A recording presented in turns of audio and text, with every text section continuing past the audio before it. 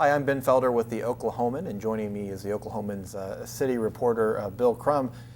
Bill, we're kind of coming to a close here on the MAP 3 sales tax. That tax expires in 2017. That's what's being used to fund a new convention center, streetcar line in downtown, and other massive projects. Some talk is already taking place, though, on what the next maps might look like, and we learned this week that city officials are discussing maybe a lighter version of maps to be put on the ballot this November. Right. There had been the thought that maps, perhaps maps for neighborhoods, would be on the ballot in about 18 months or so. In September of 17, the tax expires on December 31st of 2017. Now we're hearing there's some thought that the November 8th election this year might be the time to do it.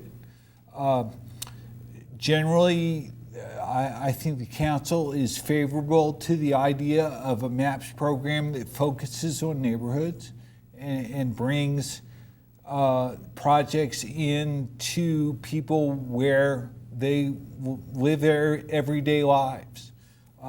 So it's still to be seen. I think the mayor is going to be meeting with council members to talk about the idea, but it's certainly a possibility. Yeah, and I spoke with Mayor Mick Cornett today, and he said he liked this idea maybe of like you said, a neighborhood-focused project, maybe a 2, 3, 4 year map, so not quite as long as the MAP 3 and other maps that we've seen in the past.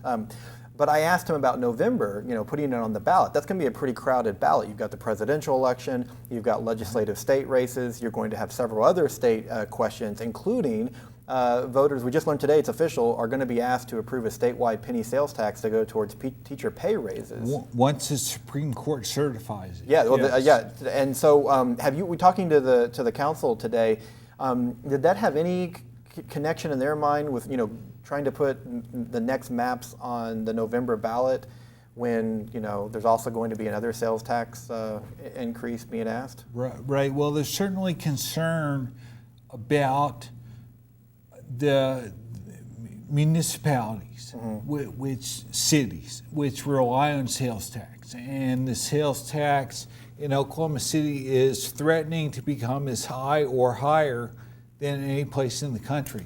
So there is concern that if the penny sales tax passes on a statewide basis, that it might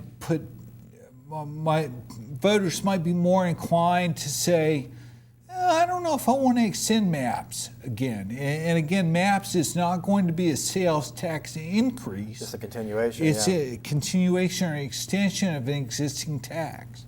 But, you start seeing 10 cents, 10.5 cents on a dollar sales tax, and people worry about how voters might feel about that. Yeah, and MAPS has transformed Oklahoma City in many ways. Going back to the early 90s, the first MAPS passage, we've seen projects like the arena, the river, the canal, like I said, the convention center that's coming. Right. This neighborhoods focus is a little less transformational when you look at the grand, these grand scale of projects. I talked with Roy Williams, the chamber president, who said, maybe these are projects that would work better in a bond. That's where you normally see these kind of streetscape projects. But no matter where it would end up, one thing the mayor said was that the citizens of Oklahoma City are continuing to ask for better infrastructure when it comes to pedestrian spaces, bikeability. I mean, that's something you've heard from the council as well, right? Right. And I think the mayor mentioned to you the Big League Cities initiative, which got the arena up to NBA standards. And so I'm wondering whether Big League neighborhoods may be what this is about. And it covers a couple or 3 years, raises $300 million, and something more ambitious and transformational, whether it's an extension of the streetcar or other projects that we can't even imagine come down the line later. Yeah. Well, city officials are having these conversations right now. Nothing's been really discussed publicly, but we expect that to maybe be the case here in the near future. Right. The next map's already a conversation at City Hall, and talking about maybe putting it on the ballot as early as this November.